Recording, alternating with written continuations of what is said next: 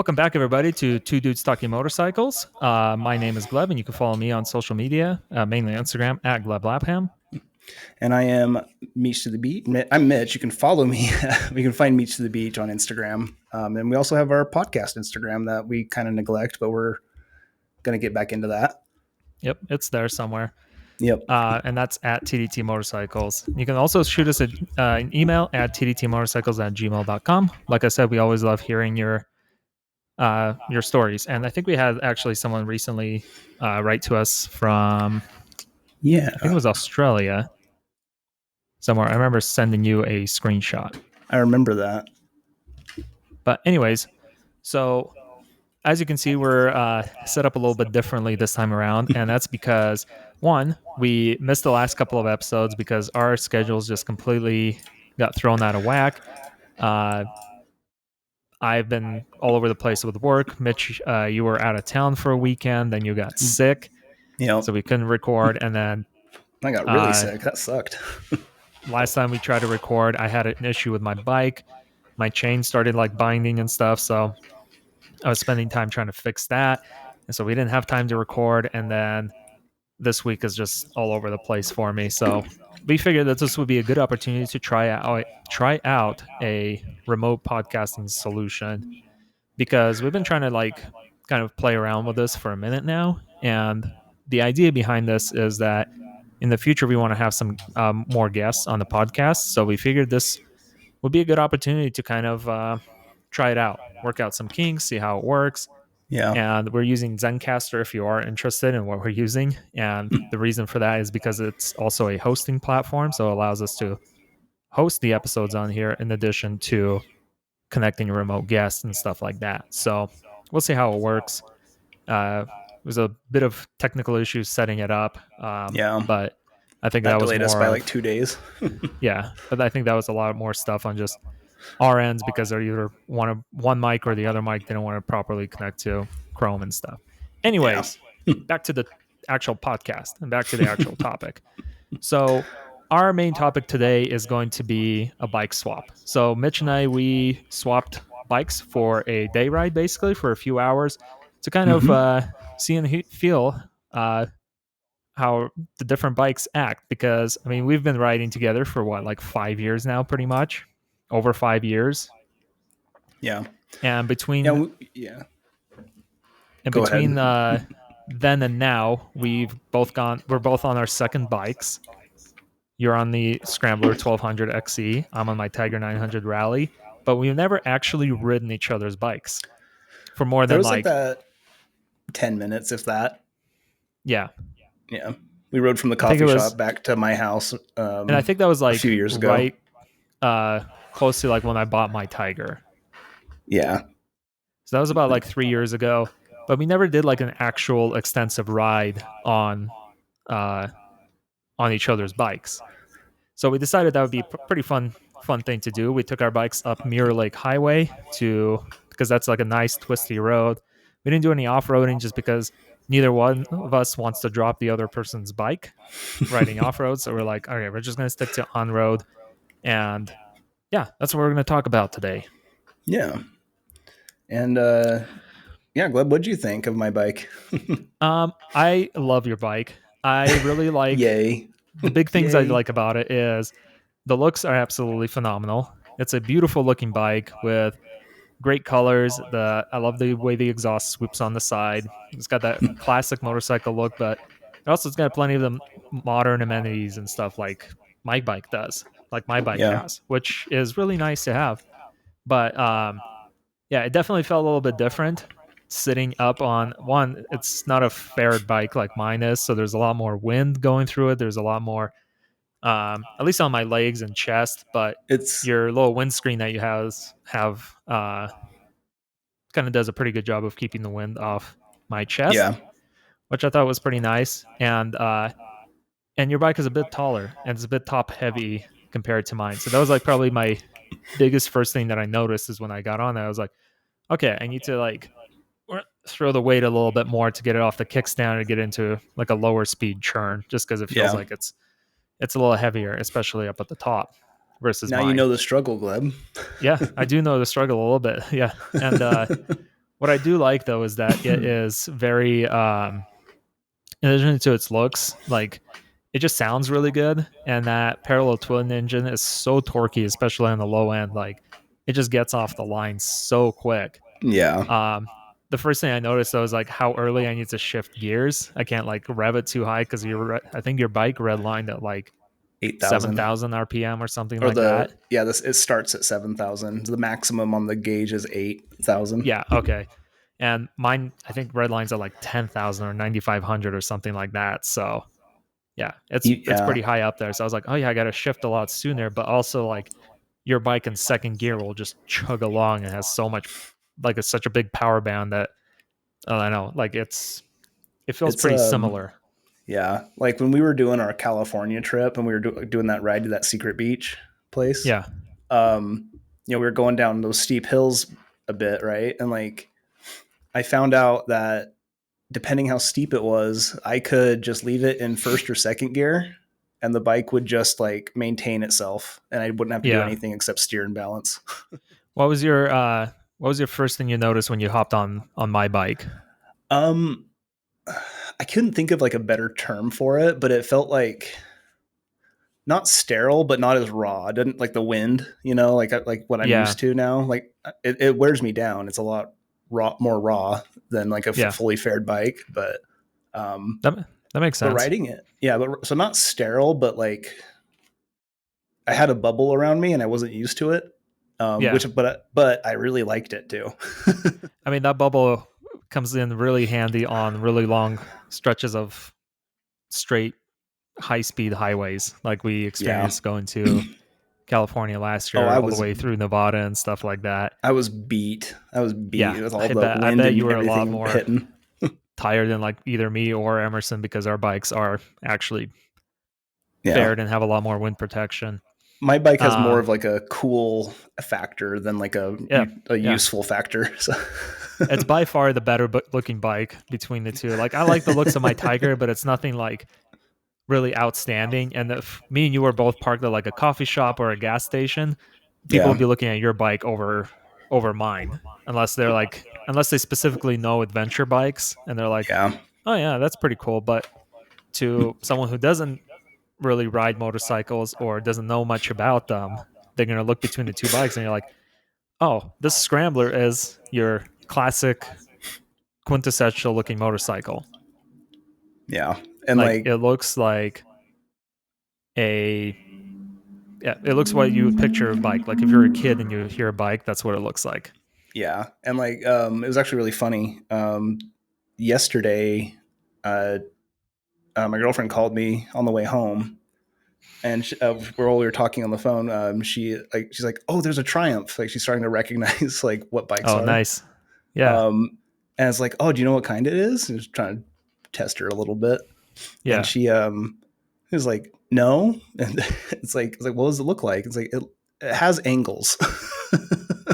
And so I was like, is it like Gleb's bike? And you're like, I don't know. But so but But yeah, so it was like, yeah, it looks like an adventure bike is what she was getting yeah, at. And she's pretty yeah. sure it was a Triumph, but And I think like adventure bikes have just like a very distinct look to them. They have like yeah, the beak, they sit high, they have the bigger gas tank, the big windscreen.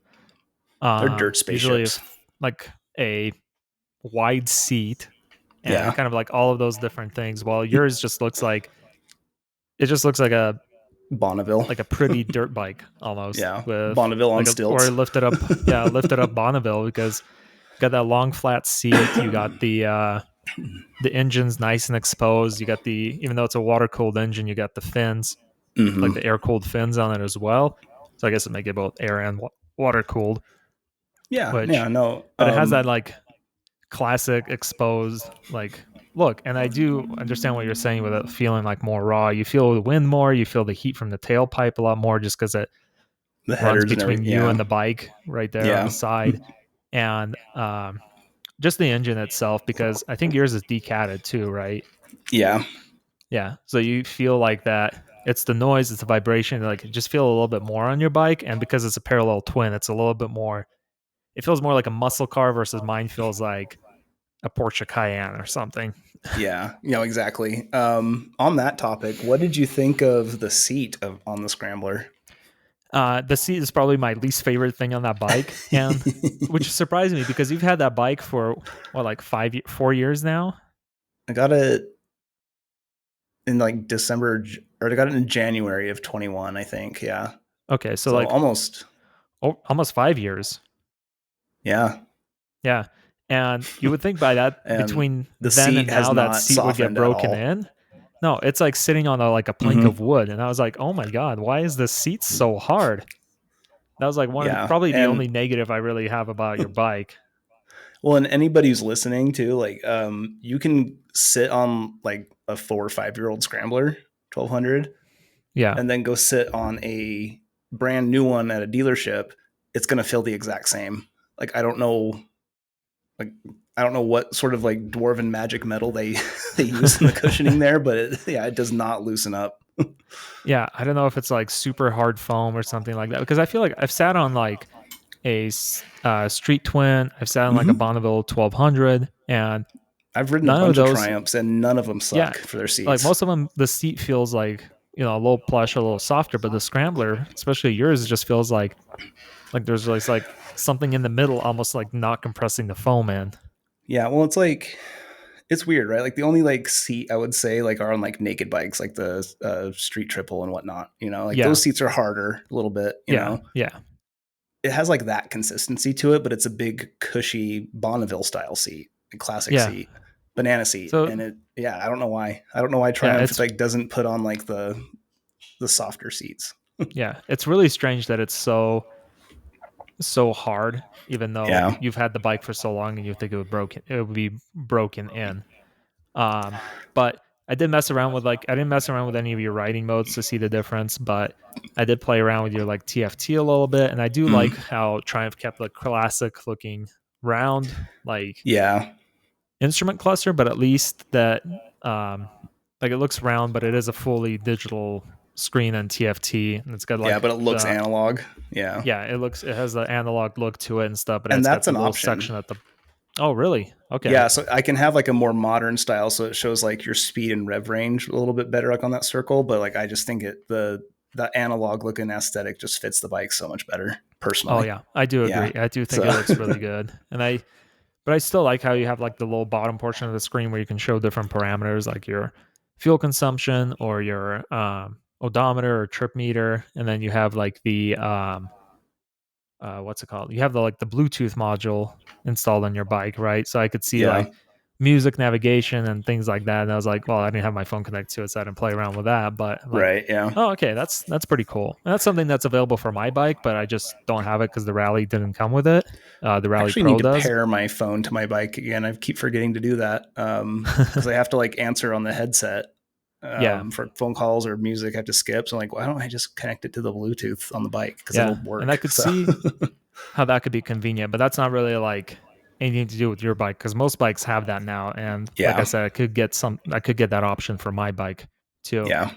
But yeah, I just like how your bike basically blends the old school with like the modern, and it still has Hmm. like traction control, ABS, different riding modes, including off road mode and off road pro, which is something that I don't have, but I didn't Hmm. look at those modes. And well, still having that like classic look to it, which is really That's a nice. shame. You should have switched it to like off road pro at some point, could just to I, feel like the raw bike with no controls. yeah, yeah. I bet that I should have. I didn't think about it because we were just on the road the whole time or on pavement the whole time. So I was like, Yeah. I'm just gonna leave it in sport mode.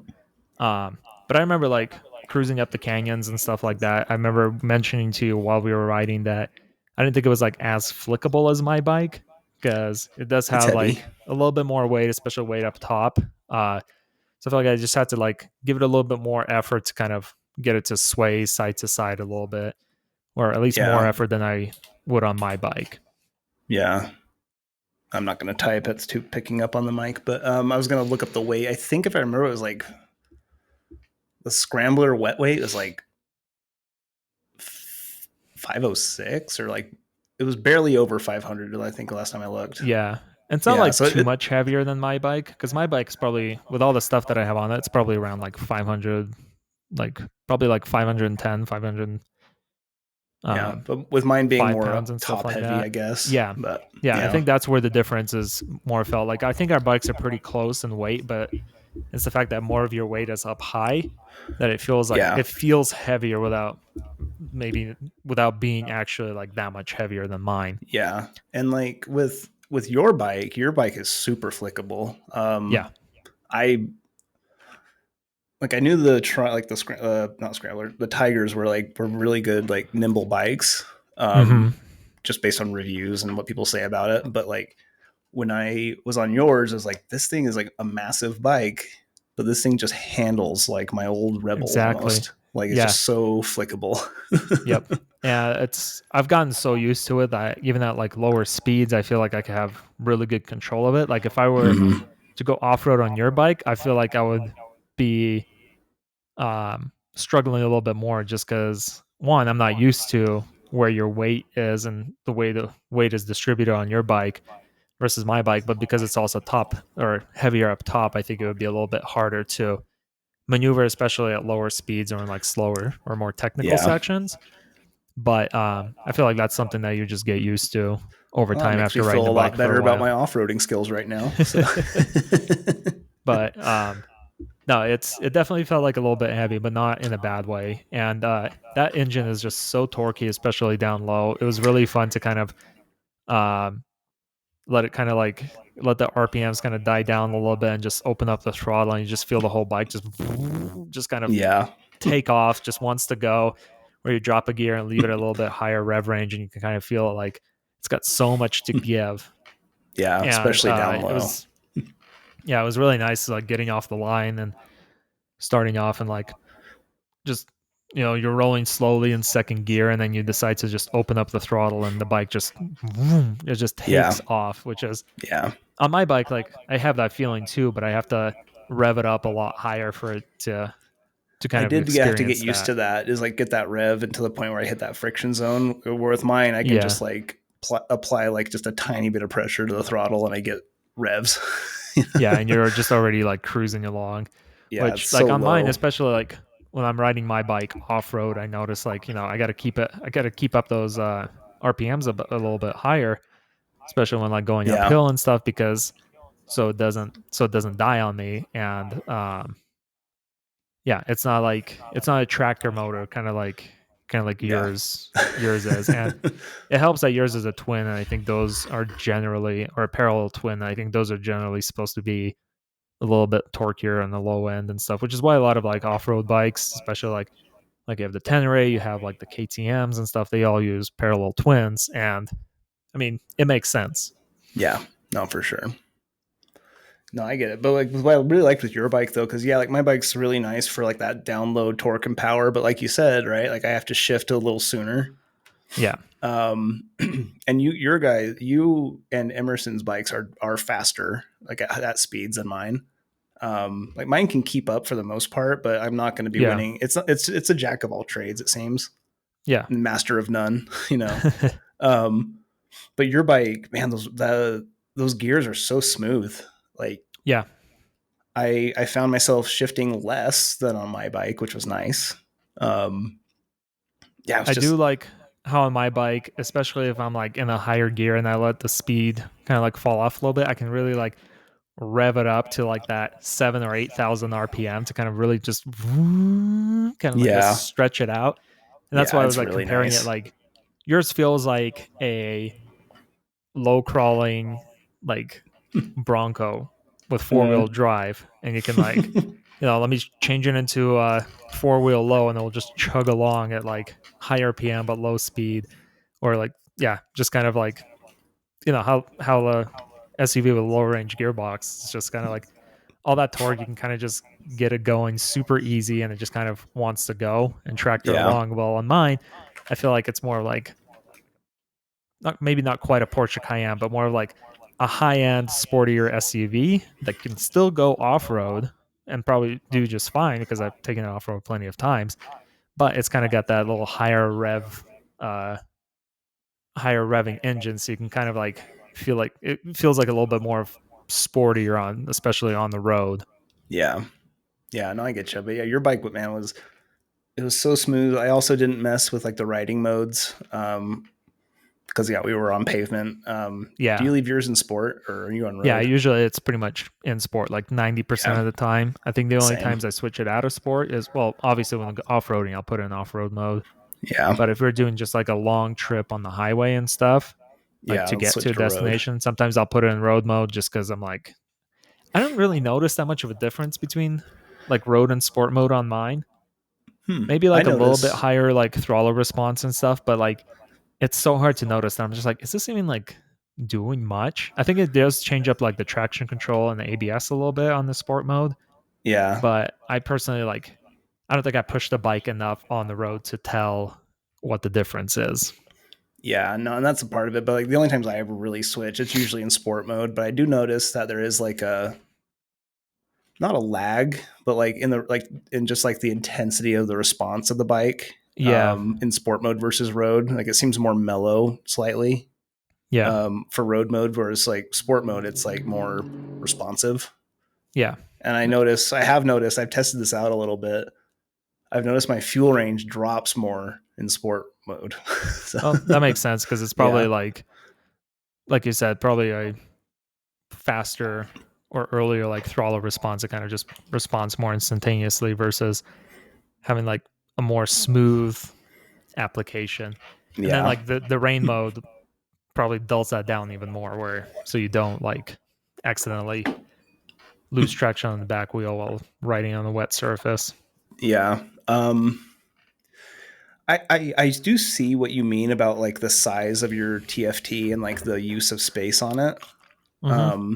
They could fit a lot more information on there, Exactly. That was but going to be my next question to you. Is like but you had a couple of hours to stare at that big ass screen that yeah. kind of shows nothing. Well, so here's what I did like about it with how big it was and how much space it took up is that like it was very easy to like get a just quickly look Oh down. It was yeah, like that's where I'm at, look back up. You know, I don't have to yep, like really like see which millimeter line is my rips at or not yeah, that I do that, but you know what I mean. It's just like yeah, easier yeah, to yeah. find on yours. I do like the very big Plus, font of it on it. yeah, but plus I was thinking about it too. You know, I'm prone to my mind wandering and stuff. It's like I on my bike it's not an issue because it's that little small thing. It shows me everything that I need: rev, speed, gas, Yeah, and gear. With yours, it showed all that just in a bigger font, and it wasn't cluttered. yeah, Um, that's true. so It I, is. I I see your point. I do like they could utilize that space a little better. Yeah, I don't know how, but it is rather big. yeah. But it's nice that It's you're just not your cockpit's not cluttered. You know, it's not overwhelming you or distracting you. yeah. So I think my thing has always been I wish it would like at least give some options to display yeah, like your oil temperature, your coolant temperature, your uh yeah, stuff like that. Apple Yeah, CarPlay on it or something. Like it's got plenty of room, and just yeah, like let me pick and choose like more things to look at. Like it has four different layouts that you can choose that you want the TFT to show, but they all show the same information. It's just in a slightly different spot. And yeah. one layout that I actually like is the number 4 layout, which just has like RPMs on one side and then your speed on the other, and Hmm. then just has this like blank white space above the RPMs. And what's annoying is that blank space, like you can either have it show your fuel consumption, your trip meter, or like your coolant temperature, but instead of actual temperature, it just shows coolant okay. Like, Oh, I cool, missed that. thanks. But it's like this big open blank Huh. space that I'm like, and for some reason that number 4 screen it doesn't show like your temperature gauge and it doesn't show your gas gauge on it. And I'm just like, you have this big white space right here. Why don't you fill that in with a gas gauge and a temperature gauge? You got plenty of choose from, and then let me pick if I want to display the other parameters. Yeah. No. It's Yeah. just With things that like that, and space.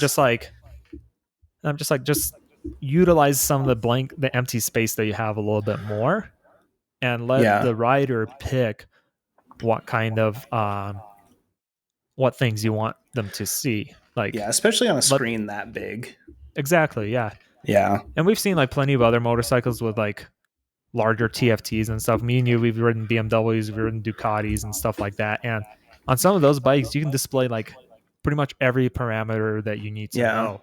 But It'll they're show you still like your smaller than traction's on yours. and off, and they're smaller. Yeah, like the TFT Yeah. on the BMW, I think is like 5 inches, and Yeah. I feel like you can still like it still shows more information than mine does. And it still has a very big and clear font. And you know how much of a simp I am for BMW TFTs. They're good. Still by They're far my really favorite good. TFT out of all the bikes that I've ridden. Yeah. They're really good. Very What was kind of techy. like your impression on like the ergonomics of my bike? Oh, that, yeah, I got distracted with that. Your seat is super comfortable. It's just like an ice cream scoop for your ass. Yep, And like, exactly. yeah, that was very comfortable, which I appreciate a lot. If I can get enough money saved up, like just, down the road and get like a custom seat for my bike, I'm Yeah, going to. I I really enjoy. I really like the seat on my bike. I do wish, I do wish like it was a little bit wider on the back end, just because my ass is fat, and I think like it would just be that just like a tiny bit more comfortable. Like when you go to like we both ridden the R1300 GS and then the Yeah. previous like R1250 GS just for like 20 minutes, and so those seats probably the best adventure bike seat I've been on. Like It's like sitting on a between cloud. yeah, between like the big adventure bikes, the Tiger 1200, the Multistrada V4, and the R1300, the R1300 by far has my favorite seat. But I realize Does it's it? also like a bigger bike, so you can't quite fit maybe as big of a seat on the Tiger. But I remember when I tried out the Multistrada V2, I kind of like that seat a little bit more because it had that more of a scoop kind of like in the back. So Yeah, you can kind of like scooch in and kind of like sit in a little bit more, but it wasn't I too get far you. off from my own seat. I really like the seat on my bike. I think it's plenty plush, and I think it's a pretty good shape where you can still like even if I'm off roading, I can still stand up Yeah, and scooch myself to the front of it, and it's like narrower up front, so I can still stand up comfortably without having the seat be in my way. I get you. Yeah. I actually don't remember the seats on the Tiger 1200, but I remember riding it. I was like, this is a comfy bike. It was a very Same comfy bike. that same Yeah. bubble that I talked about, just a little bit Yep. bigger. I don't know why we were so harsh on the first ride of the Tiger 1200, because the second time we were like, this is a nice bike. This is a great bike. Yeah. Yeah, I do remember that. And I'm not sure why either. I feel like it just didn't like quite stand out in comparison to like the GS and the Multistrada later on. But the second I time you think, rode yeah. it definitely felt like, oh, this is kind of better than I remember for some reason. I do remember like on the R1300, like Yeah. with that big boxer engine on there, that like with me with my super long legs, like I did feel like a tiny bit cramped in the knees. Like Oh, with yeah. that engine sitting down, you got those blocks sitting out. Yeah. Um, but yeah, I just think it depends like what you like and stuff. And the Yeah. And those are 1300 bigger is an bikes. amazing bike. Yeah. And those are bigger bikes than either one of ours. So Yeah, naturally they're gonna have like a bit more space for like a plushier seat and a bit more yeah. ergonomics. But other than that, seat, like what do you think of like the riding position on my bike, the handlebar position, um the way the levers and like Mm. the foot controls were set up? So They feel pretty they honestly felt extremely familiar.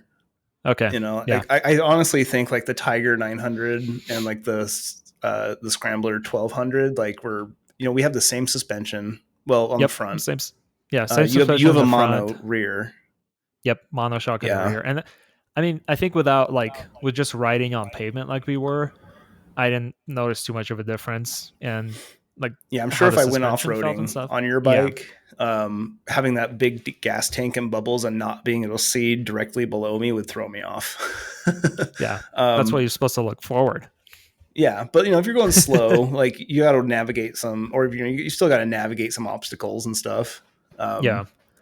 But And What was I going to Um, say with it? It was on your bike was oh, it was with the suspension was super responsive on your bike. What I yeah, noticed and versus mine.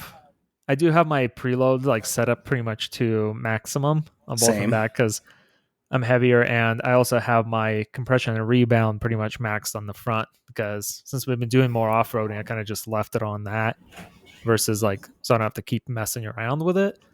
So Yeah. maybe that kind of made a difference in the handling as well. But I do think like my bike feels kind of bouncy, a little bit like a little floaty It's sometimes. floaty I would say, but Yeah. honestly like off roading I bet that's really nice. Like Uh it can for be. It can be. I think especially when we're on washboards. it's a little I still feel the washboard's pretty good.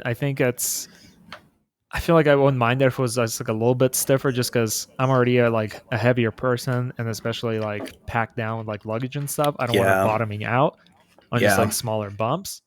But like riding on pavement, it does have like that bounce, especially when you flick it, you can kind of feel it like dip down and kind of like come back up, kind of like rock you a little bit, which I think is always fun to do.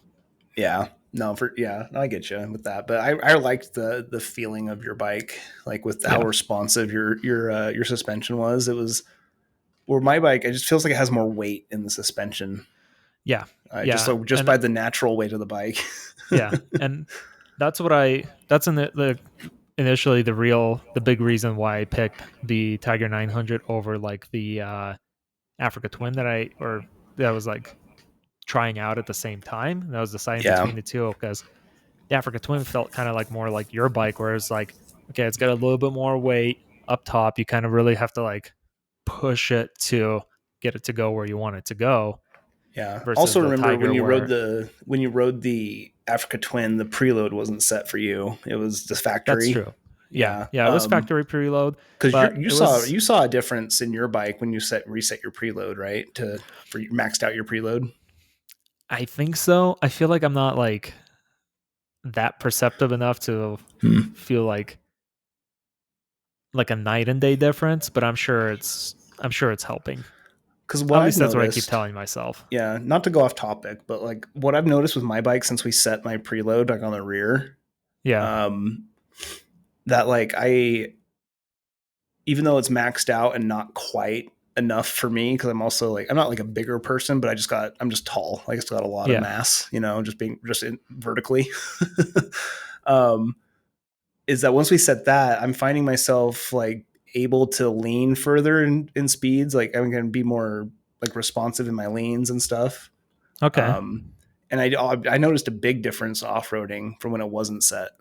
Gotcha. Um, you know, I'm still a little nervous. I'm very nervous off roading. But like, I did notice a difference in my bike, like handling, like especially on the Okay. rear. So yeah, Well, but sweet. So maybe I'm pretty sure like it made a difference for me as well, but I just like for some reason I have a hard time remembering how it felt before the preload was properly set or like maxed out versus I how it get you. feels now. So now I'm just like I'm sure there's a difference, but for some reason I can't quite tell. I get you. And crap, what was I gonna say? The Oh, while you're thinking on that, I want to go back to your original question. But for your controls and everything like that, like what was really nice about it, like for me individually, personally, I felt like your handlebars were the same width as mine, like uh-huh. maybe a little bit closer in, but not much. But same grips, same controls for like heated grips Yeah. and whatnot, and your levers and everything. They felt really good. Um, yeah, that was me. What did you think of my controls and everything? I mean Because I I've mean customized it's mine a bit. Like I've like set them out further or closer in on the yeah. levers. And I do have my handlebars like slightly rotated Oh, up that's right. I like noticed or that, forward just so which it's was like nice. your hands are like facing down a little bit more so it helps with off-roading and stuff because when you're standing I your want to do hands are in a more that. natural position and it kind of like brings the handlebars like a little bit closer to you as well so I want to you're do like that to my bike. it What'd you helps and I think? remember like the mentioning that at the grit The motorcycle like off road class that we class. did the Yeah. off-road clinic that we did like that's like one of the easiest adjustments you can do and Yeah.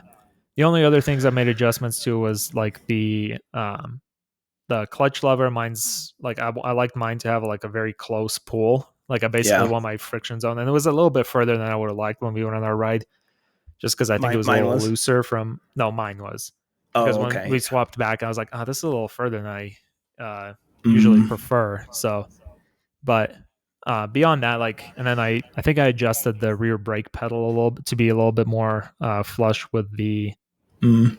um with like the foot peg, and the same with the shifter as well. And basically, all of those were done for off roading, so I can Yeah, since operate the that's what controls we better off aspire to roading. do. Yeah. Yeah, So, yeah. and but getting on your bike, like I didn't notice much of a difference. I think the one thing I kind of noticed for a brief minute was that your rear brake pedal was like a little bit lower than mine, so I had to like push my foot a little bit further than I Yeah. was used to like Yeah. activate the rear brake.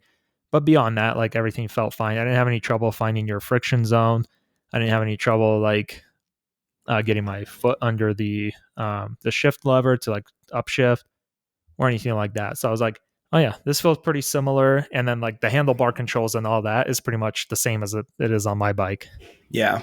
I get you. So, So I think like, and because they're both Triumphs, there's a lot of like similarities. Like I easily figured out like how to navigate your TFT because you have the same little joystick on the left side like I do, yeah. and just like all those little things. I was like, okay, so this is pretty much It's, like the same as my yeah. bike. It's really interesting. I can't pinpoint what it is, but like when I ride like any Ducati, it's like I'm on a Ducati, and like I know that like in my brain, but I can feel that I'm riding a Ducati built machine. Yep. Where like I go to BMW, same thing, and with Triumph, like from mine to yours, it's like yeah, this feels like a Triumph made machine. You Yeah. know, It feels like a like Triumph bike with just a very different engine. yeah, yeah, and I love my Triumph, but like yeah, they're all great bikes. They really Triumph, are. I've been They really just have impressed with my their own bikes. thing. Yeah. I've Sorry, been what would really you? impressed with my Triumphs. Just like the overall reliability and stuff. I haven't had any like major issues with my bike at all. Like the chain binding thing, I mean, very minor issue. Emerson helped me replace the chain, and Yeah. now it seems to be fine. I think it's a little too tight, so I'm gonna go and like loosen the tension just a little bit tomorrow before we go on our ride this weekend, and then Did you I figure for anybody listening too? Because didn't you have a issue with like your wheel locking up or something? Um, no, my not like while riding and stuff. It just felt Yeah. like my chain constantly was losing slack. And Hmm. normally like chains do lose slack over time, but not like that quickly, especially after we like retensioned it or checked the slack on it like A few I times. did it like a couple months ago or a month ago basically after my the Idaho trip with Emerson, Yeah. and I was like, this is loose again. Shouldn't be this loose. So like tighten it, maybe like we didn't torque it enough or something like that. And just like when we went on our ride on Sunday, I was like, this is loose again. It's like very floppy. So I went over to Emerson's because he has a nice garage and plenty of tools, so it was easier to work on it And there. knowledge. And knowledge, yeah, he knows bikes really well. And what we kept looking at it to see if the sprocket may be out of line, like if it was like warped or something like that, maybe from a drop or from something, or maybe the wheel was kind of like wobbling side to side, and everything looked pretty straight. But like we adjusted the chain slack, and it kept like the wheel wouldn't freely spin afterwards. It was like almost at one point the chain was like kind of like not sitting properly on the Hmm. sprocket, or like even slightly like lifting up off the sprocket. And I'm like, it's definitely not supposed to be doing that. And then you can feel the wheel start to kind of like you have to give it a little bit more force to get it to I spin get you. again. I get And you. it'll always do it kind of like in a similar spot. Emerson marked the chain with like a permanent marker and had it spin, and the permanent marker will be like in the exact same spot when it slows down. So we're like, okay, let's order a new chain. Let's replace the chain and see if that fixes the problem. So far, it did. I rode back home yesterday on the highway. I didn't feel any issues. I didn't feel like it didn't loosen up or anything like that. It You didn't lubed feel it, right? like it came pretty lubed from the factory already. So Oh, okay. Nice. So I'll probably lube it before like this weekend trip. Just gonna give it a Yeah, little quick gonna spray. I'm gonna take time to actually clean my chain for the first time in a while. Yeah. I've been neglecting it. Now I don't have to worry about that for a minute because just got a new chain. And after we installed the wheel, was like we made sure it's like tensioned properly. I think we were a little bit on the tighter end, and it didn't look like the wheel you could spin it easily. There was no like the chain wasn't like uh wanting to lift up off the sprocket or anything like that. So hopefully that fixes the issue. That fixed the issue. We double checked the sprockets and they look like they're both pretty in line, like pretty straight, nothing, no wobble, no warp and stuff. But I'm like, maybe with the riding season kind of coming to an end soon, I might pick up I did buy a front sprocket, but we didn't end up replacing it. But I might go and pick up a rear sprocket as well and just replace both of those. Since now I have a new chain, I might as well Might as well. probably just replace the sprockets while I'm at it. You're gonna While replace it's both of them, the front and yeah, rear. yeah, Nice. just so they're Yeah, both fresh. They don't look like super worn or anything like that, but I'm like, new chain, might as well put some new sprockets on just so they're all yeah, new. yeah. I'll keep an eye on mine. I think mine's doing okay. I think my chain's like on the slightly loose end, but Yeah, like and with it being as old as it is with 22,000 miles on it, I yeah, might as well just replace it. yeah, mine had like 19,400 miles on it, which I was like, whoa, damn, I never realized my bike was that high up in miles. But so I'm like, okay, maybe it was just time to replace the chain anyways. And we looked at the old chain and it looked like it was pretty flat, but something was causing it not to act properly. So we're gonna go on this trip this weekend. We're doing like a quick little camping overnighter on our bikes, hitting a It's like little what, bit. barely over 100 miles. No, it's like 300 miles in Oh, total is it? over two Oh, okay. days. Yeah, Oh, that makes um, sense. Yeah. yeah.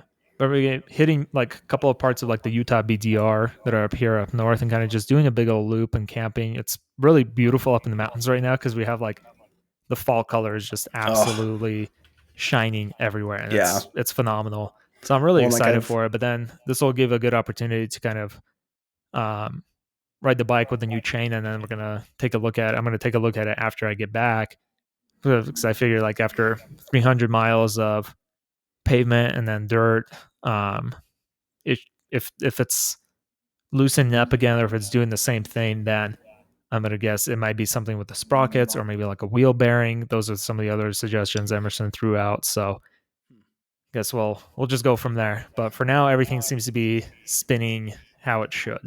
that's good. Yeah. Yeah, No, for this trip coming up, uh, I have an appreciation for your bike, but also like hearing your thoughts and stuff, and just be like, when I'm going like slower, being a newer off road rider, but I have a big, heavy, torquey bike. It's like, yeah. okay, like I can cut myself some slack on It not kind being of able to handle this beast quite as much.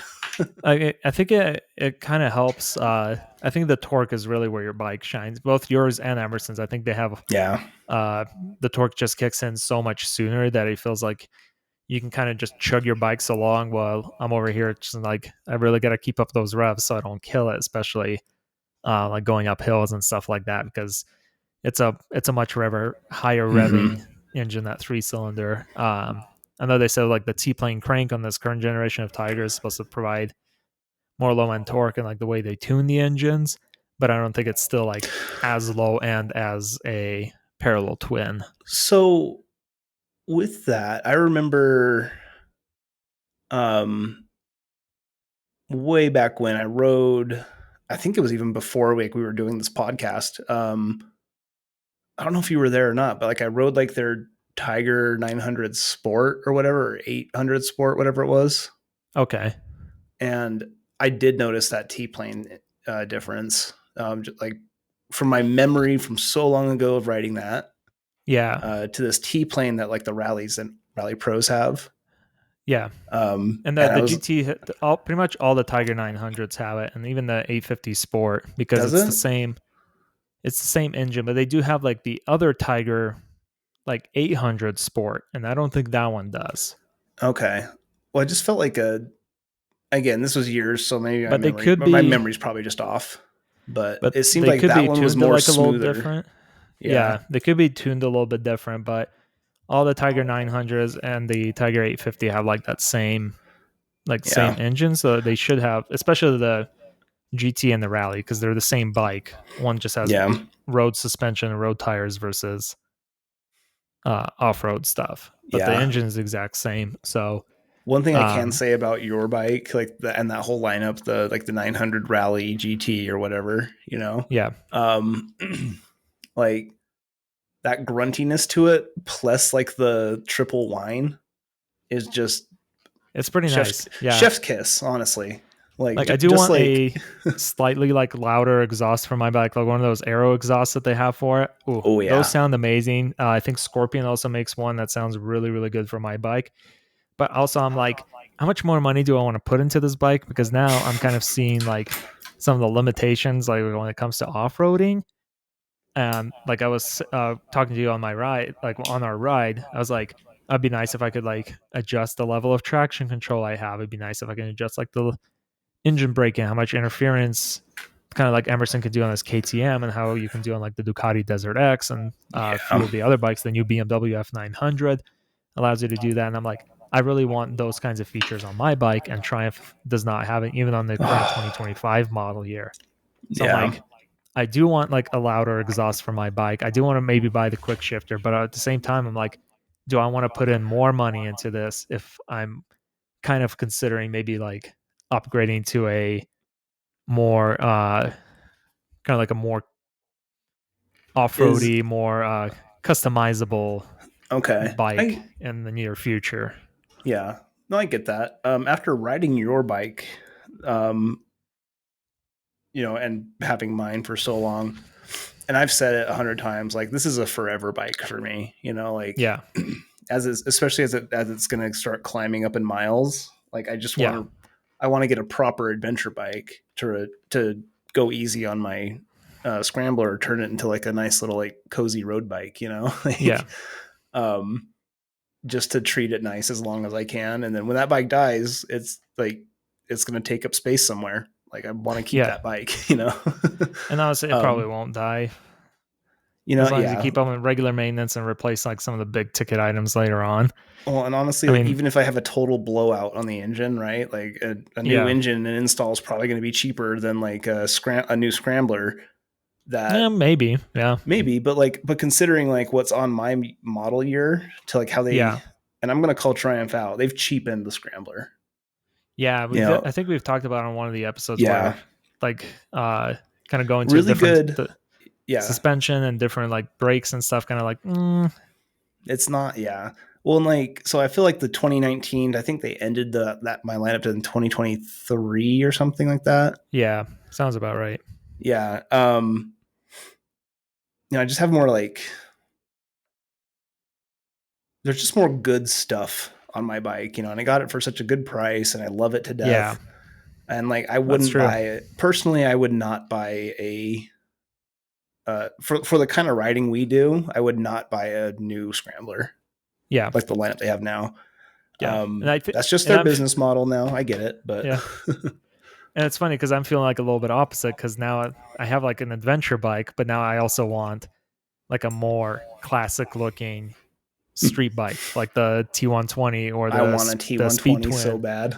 or even like the Kawasaki the Z900 RS, the one with the Ooh, 4 cylinder and stuff. Like I want that I like rode that. That's a nice bike. classic motorcycle look Yeah. really bad. But at the same time, I'm also like, but I kind of want to update the Tiger to something that will allow me to kind of like experiment more off road by whether having better suspension or whether having like more of the off road features that I Mm-hmm. see on like Emerson's bike or on like the Ducati Desert X or on the F900 GS, which I still want to ride. We still yet to ride, but yeah, and the fact that uh, like none of those bikes have to stop to switch their Mm-hmm. riding modes to off-road mode. A lot of like if you turn traction control off, it stays off when you start the bike back up, and like all of those things that the Triumph, for some reason, Triumph just does not want to let you do. And I don't Honestly, know if it's like some kind of weird regulation or some kind of like British thing, but at the some same time, like UK all of those thing. Yeah. bikes are sold in the UK as well and all over Europe. So it's like, Well, and and then you here can in the US, so it's like, it just doesn't make sense. Yeah. Well, and you consider too, right? Like, so in the UK or like across the world, right? You can see pictures and adverts of like my bike, like from back then, and they Yeah. just have like the daytime like ring light almost like on the headlight. But here in Yeah. the States, we have to have the whole headlight on all the time. Yep. And that's the same with my bike where one of the heads like it's a dual headlight, but one side is the regular headlight and then the other side is the high beam. And then it just Mm-hmm. has like the little like the little wings. Yeah. The That's glowy like the running wings. light. In Europe and like in the UK, there's actually a separate button on the switch gear that you click to toggle on the headlight and then you Mm-hmm. click again to toggle on the high beam.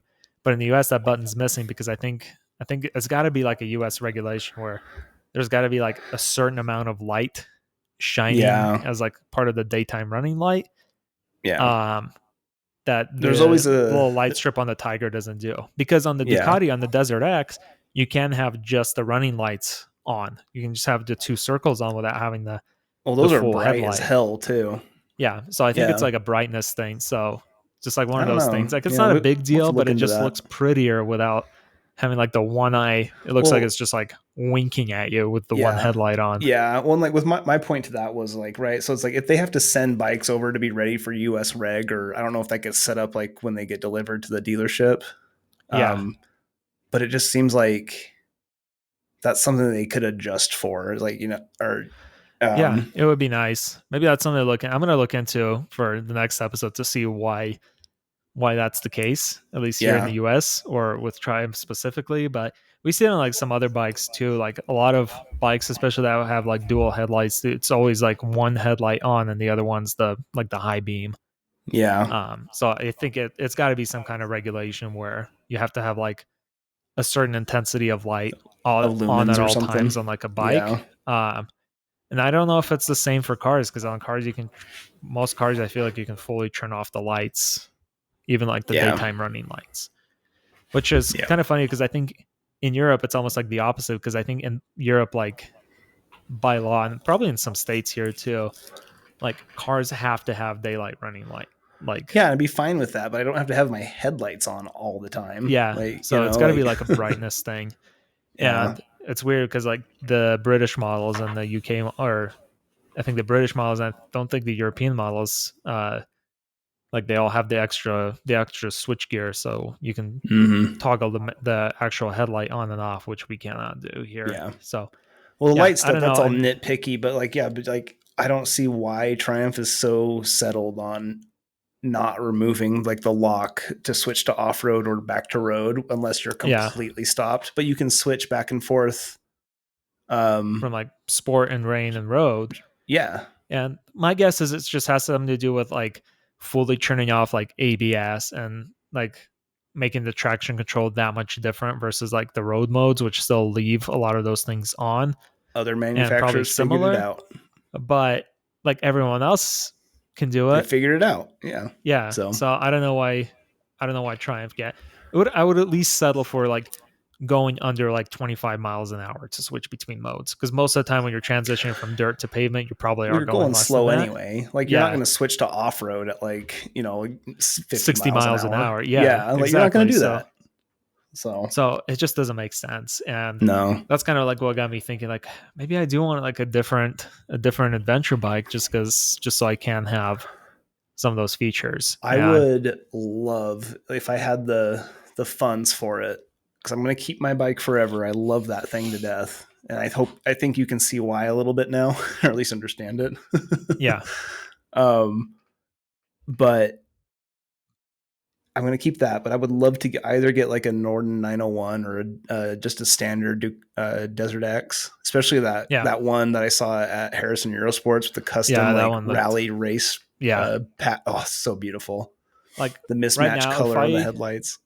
if I were to see a Norden 901 Expedition specifically, because I feel like Yeah, just an getting a regular expedition 901 would be like more of a side grade than a full on upgrade. Like upgrade. I will get those traction control and like those off road features and probably a little bit better suspension, but it's not like That a beefcake big step. suspension Yeah, but on the the Expedition's got that expedition. chunky suspension, and I'm Yeah, like, okay, if I were to do it, I want it to feel like a bigger upgrade than what I have now.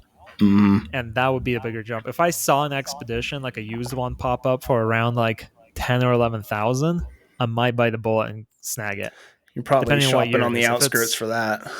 yeah, and yeah, I'm not too worried about it either. It's not a priority. Your It's bike's I don't want to great. spend money anyways, and Yeah. my bike does what I need it to do, like mostly fine.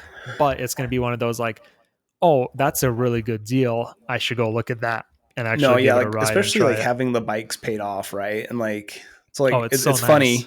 It's so funny, right? So here I am wanting like if because I would eventually like to get a proper adventure bike that I can abuse and Yeah, you know, um, my bike can do that. And at the same it time, can. I want a nice street Bonneville like T120, like a nice cruiser thing. Because when I ride those things, it's That's like yeah. it feels so nice, being so It low feels and centered.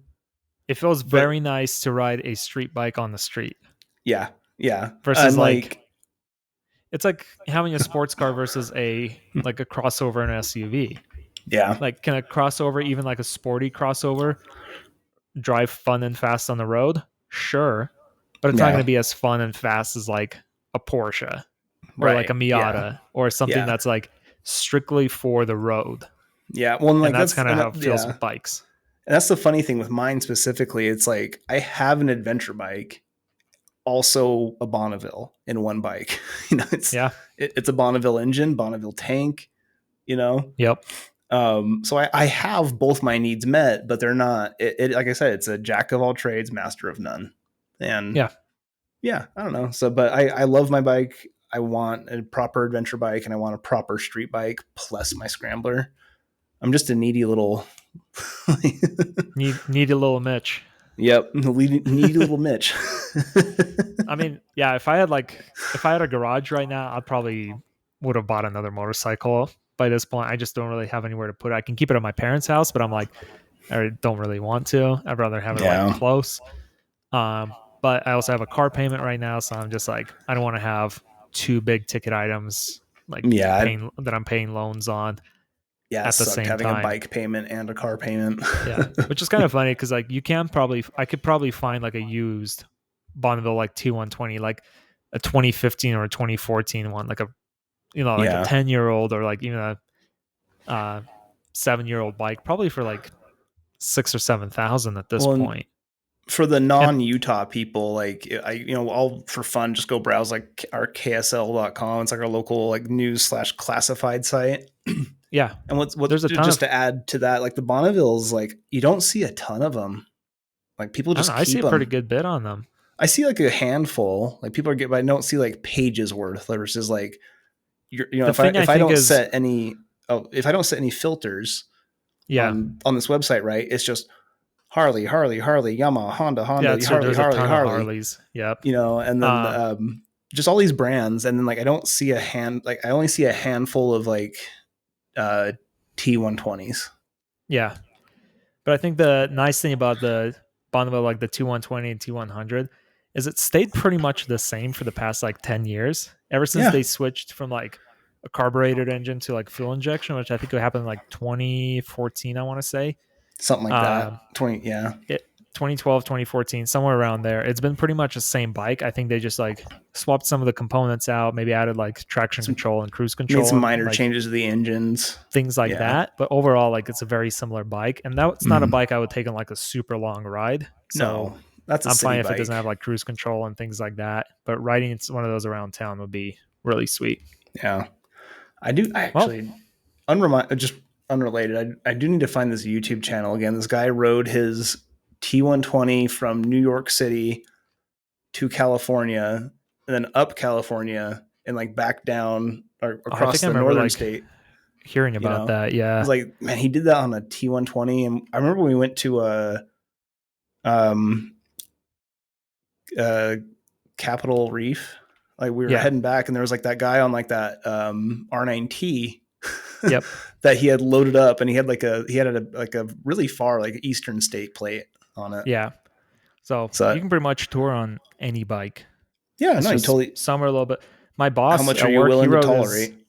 he rode his Harley from Utah all the way to Sturgeon, Sturgis, like Yeah, over in South Dakota. Like he Yeah, rode big it all the way. motorcycle. Yep. He rode Yeah, all this. He has a Harley, and he rode it all the way from here to there. And it's not like one of the big touring Harleys. It's just like your regular run of the mill. I think it's a street bob. I'll have to double check. yeah. But Um, yeah, lots of different no, bikes. yeah. So Cool. I think just Well, I think lastly, I don't. We may have included this already, just with our technical issues starting, but like, big thanks to Scrubba Scott. that was the email I was talking about. Yeah. Yeah, Um, yeah, we did get that email. So Scrubba, he's from Australia, and he was telling us about that. He's in his 50s. He hit 50 and decided to pick up a motorcycle. So, uh, yeah, Scrubba, thank you so much for listening, and yeah, wishing you safe riding, and let us know yeah. how your class goes and how your training goes. And now that you've sent us an email, you have to send us a picture of your bike. So 100%. We always expect that. we do. Anyways, thank you guys so much for listening. Hopefully this looks and sounds okay. We checked it like a billion times. If not, it is what it is. If not, it is what it is. But I think it's gonna work well. And yeah, we'll still do most of the episodes in person, like we've been doing, just Yeah, because I feel like it's much easier to kind of interact in person versus over a screen. yeah. But Well, I this is a think great alternative solution to either a when our schedules are so all over the place that we can't record together, or if yeah, one that of way us we're is not like going so sick. long without episodes, and like Yeah, letting people have contributed to the show and everything, and we want to keep that yeah, going. no, But yeah, just when schedule and life just gets busy, so hopefully this will help yeah, and work. So yep. If one of us gets sick, we can still record without yep, getting the other person sick. Or like the big thing would be if we have guests. So if you're listening to this, and you have guest recommendations, feel free to let us know. But this should allow us to connect to have a guest on the podcast without having them be physically present. So I think it's going to open up a lot of um, routes we can do. So let us know yeah. how we look and how we sound. Sorry again for the delay in the episodes, I but feel terrible we should about be it. back to mostly regular programming. My October is absolutely crazy. I'm going to Phoenix twice. I'm going to Boston once. I'm going to be flying in and out of airports like 3 out of the 4 weeks this month. So Yeah. it's gonna be So busy, are but we'll you? try our best Yeah. to keep up Hey, schedules. you can take your laptop, and we can just do this remotely if we have to. Probably won't be doing So, that because I'm only in Boston for a few days, but oh and yeah, okay, yeah, sounds good. I'm not gonna make time to do this because I'm in a different city. But Yeah, anyways, thank you guys so much for listening, and we'll see you in the next yeah, episode. yeah. We really appreciate you. Thank you.